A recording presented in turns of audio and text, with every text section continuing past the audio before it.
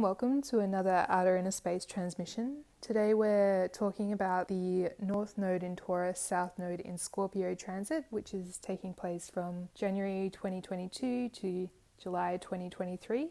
So this is for everyone, but it also might apply if you have these particular placements in your chart. So firstly, I wanted to share a perspective that I have of the nodes.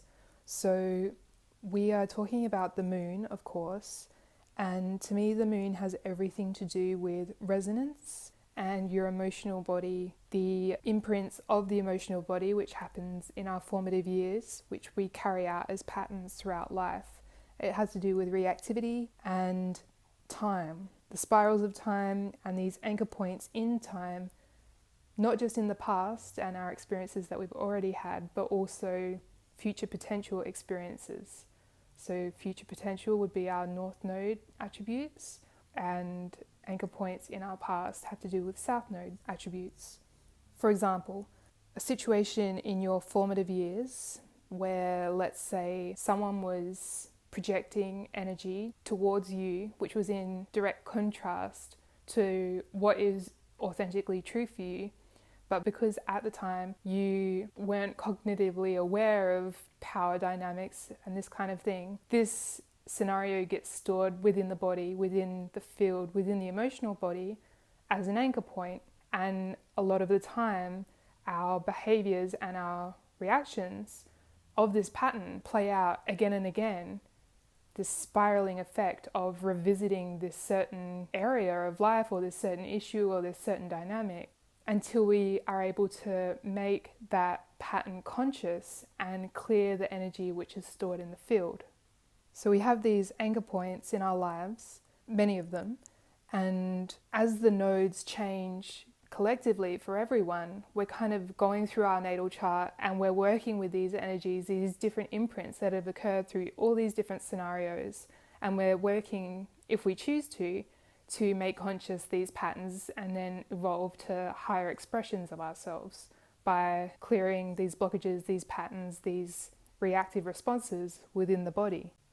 So with the transit of Gemini North Node and Sag South Node, we were looking at mental patterns formed in our formative years, these programs that occurred because of repetition and our immediate environment and our immediate surroundings that formulate these neural structures, which then create these set beliefs, Sag and Gemini axis.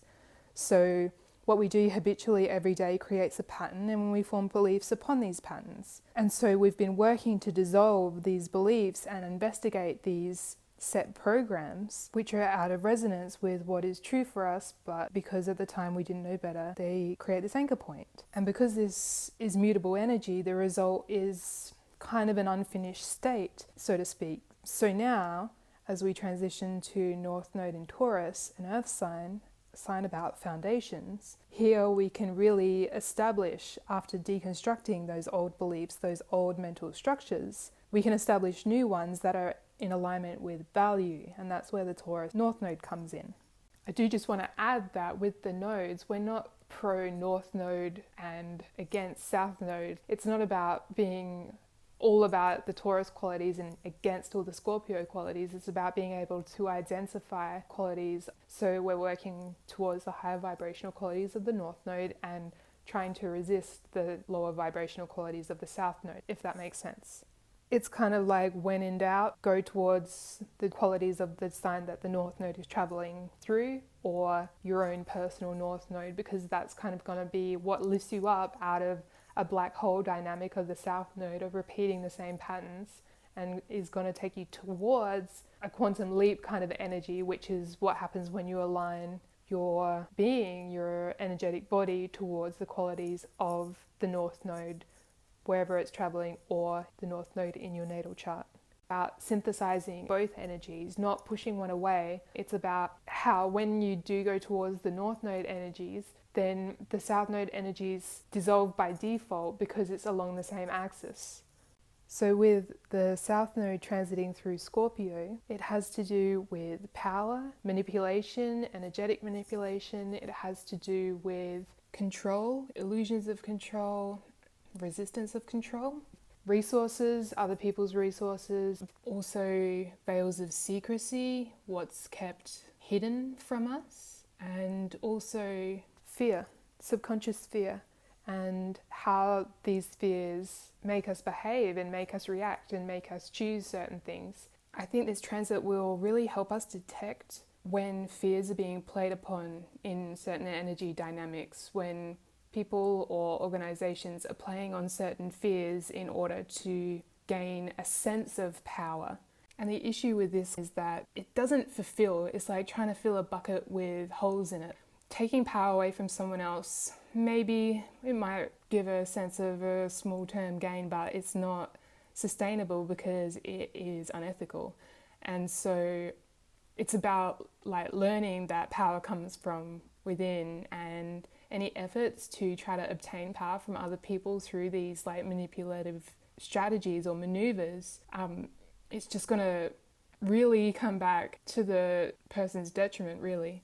You have a look at where Scorpio's ruler Pluto is sitting, and it's in the late degrees of Capricorn. Capricorn is all about integrity. So these power plays which are out of integrity, these performances that people put on through media that is out of integrity, where they know that like the value isn't there, this is the kind of stuff that's going to dissolve away because there's no basis of foundation of truth. And truth is a major key word for Pluto, for Scorpio energy. So these are the things that are going to start to dissolve, and it's going to have really powerful, subtle effects. And a lot of it we won't visually see because of that Pluto energy. And if there's nothing else that you take away from this video, and if there's only one thing that you ask yourself during the transit of South Node in Scorpio is, am I manipulating energy, the energy of others, for my own gain, or am I being manipulated subtly, psychologically, to empower an entity outside of me? And you'll know it because you will feel it in the body. This is Mars, Scorpio's ruler, and Pluto. It's very, very subtle, but it's very, very powerful, and it will be obvious to you if you're willing to look.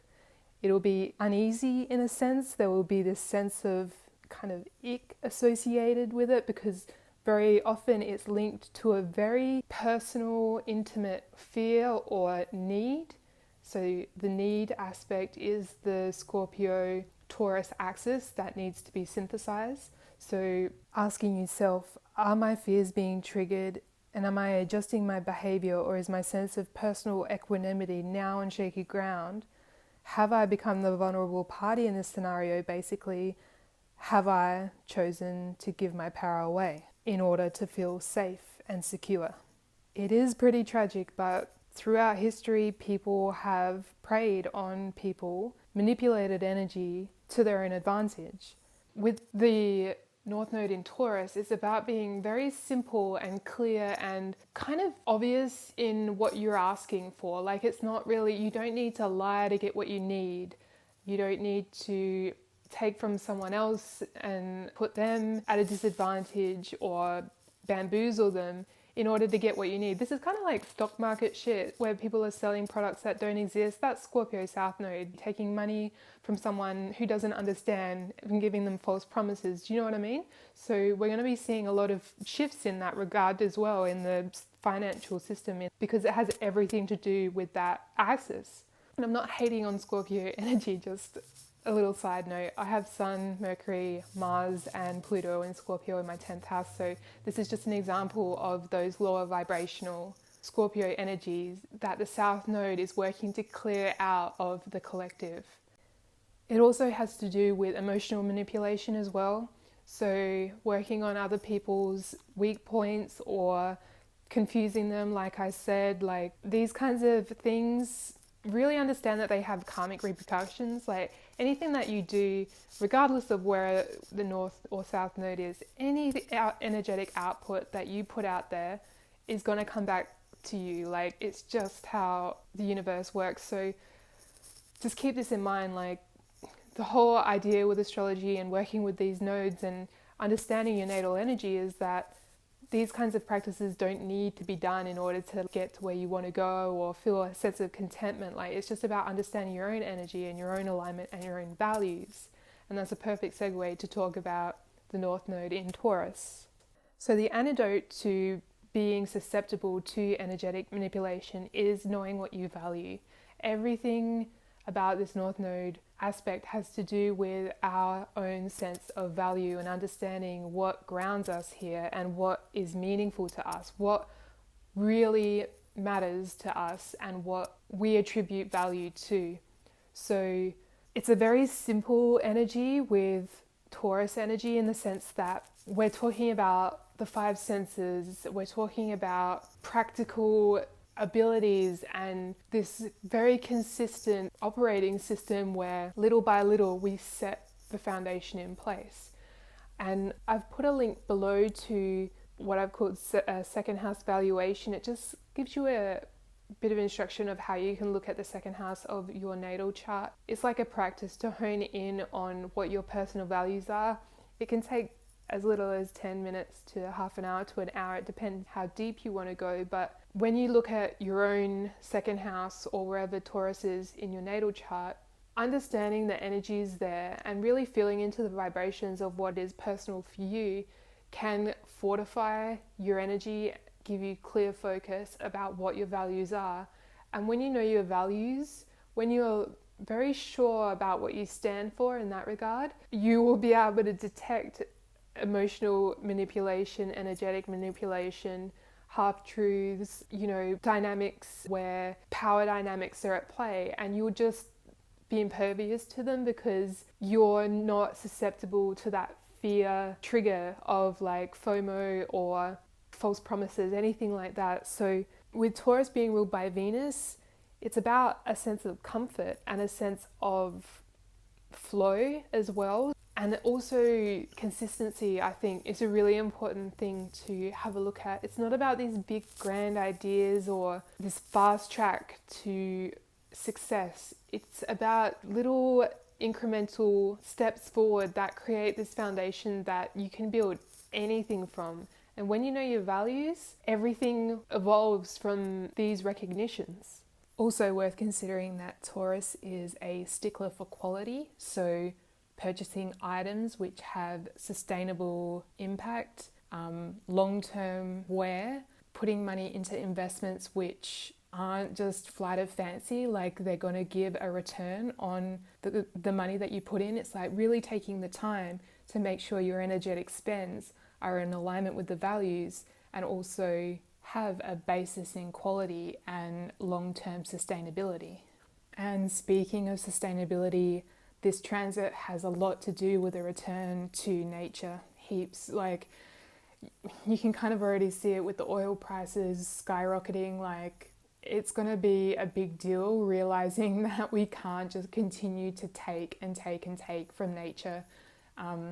So we're going to see major shifts in environmental issues as well.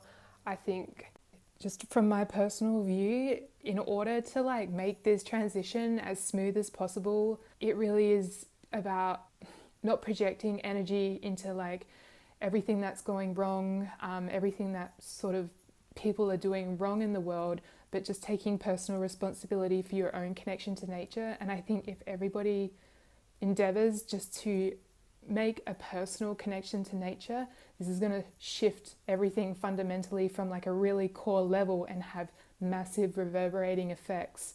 So the stuff with the Scorpio energy and like transmuting these fears and transmuting power dynamics, simple activity is just connecting with nature. The easiest way to attune your vibration to a calibrated state is to get your bare feet on the ground and scan natural environments, like immerse yourself. This is going to really help if you do find yourself spiraling or feeling fearful or feeling that these emotions, these trigger points, these anchor points from early childhood or just past experiences which have really hurt. Time in nature, this Venus energy, there's huge healing potential involved in that. you'll kind of start to see after a little bit of practice in this, and I'm sure many of you are already very attuned. If you're tuning into my videos, you're on my fractal, but it kind of alters your choices in a sense. Instead of going out to purchase something that you don't need, it's like spending that same amount of time taking a walk and appreciating the abundance of elements, natural elements around you. Like, see how that choice, there was factory involvement in that first choice. And I'm not saying that's bad, but in that second choice, it's actually altering your nervous system by getting fresh air, by clearing energy, by walking, this kind of thing. This is what this realignment of values is going to sort of shift for us. And when we all play our individual role, and when we take on that personal responsibility instead of like fighting against the man or whatever, like, it happens naturally. In a sense, the change happens naturally. And these choices are exactly how you take your power back, basically. It's really simple, and it's all up to you. Another thing to attune to the North Node in Taurus qualities is to set up little rituals which stimulate the senses. So really tuning into that Venusian quality of sensuality and comfort. Having the good smells, having, aesthetic beauty in your living environment. These kinds of little tweaks, they're like tiny little details, but they do create enormous energetic shifts in your energy field when you pay attention to them and you really absorb the pleasantries and the pleasure of good food and good music and good company, and just keeping things as simple as possible. Dematerialization is going to be a massive thing with the North Node in Taurus. Is this something that I'm doing for outer recognition, or is this something that I require? Like, these are the questions that we need to ask ourselves, and keeping things as simple as possible. Simple doesn't mean basic. It is about just honing in on the true essence, this true Venusian essence of what really brings contentment to the body, to the mind, and to the spirit. And these are the points of focus that when we lean into them, these other parts of, energy dynamics, power dynamics, manipulation, the crazy shit that happens in the world where people take and take and take from nature, from other people, and hurt other people because they themselves don't understand what they value on a deep level. You become impervious to that because you are focused and you've got your eye on a prize that is already present, in a sense. So Taurus rules the neck, the throat as well. So a really valuable action that you can do, as well as connecting to nature during this time, is to do some energetic clearing of the neck and the throat chakra, with regards to survival patterns and forgiving ourselves for survival strategies that we've done in the past in order to get our basic needs met. You can do this by visualizing the reptilian part of the brain imbued with blue light, white light, and just envisioning those patterns of survival just flowing out of your body and into the earth. This is a really powerful practice, and what happens when these survival patterns are cleansed from the body, like these are these anchor points from childhood where we're kind of seeing energy dynamics and power plays, the Scorpio axis, where we compromise ourselves to survive, to feel safe. So when we do consciously start to work with clearing that energy, our throat chakra starts to spin at a rate that's congruent with what is true for us. We are able to communicate our needs more clearly because we're not bogged down with fear and fear of expression or fear of rejection, which can happen if we have had trouble like feeling safe to express ourselves. Also, because Taurus is the second house, which is before Gemini, a third house, which has to do with those first mental constructs. If the first house is Aries and that's you embodied here in the world, second house is innate value, right? It is like your natural skills and abilities. It's a natural way of being in the world and having skills which are valuable, will be valuable to other people because you are an authentic expression of the universe.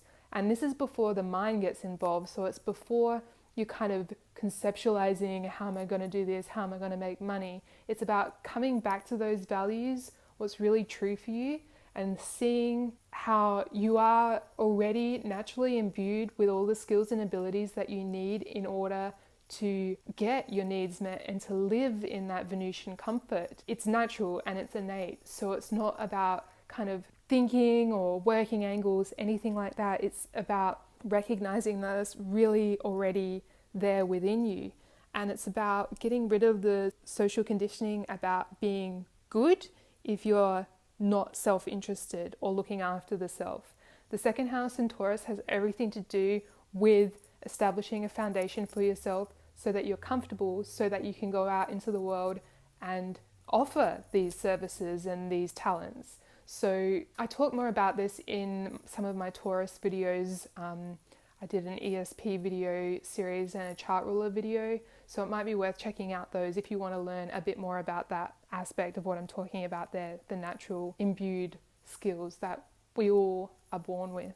It's also worth noting that the moon is exalted in Taurus and it falls in Scorpio.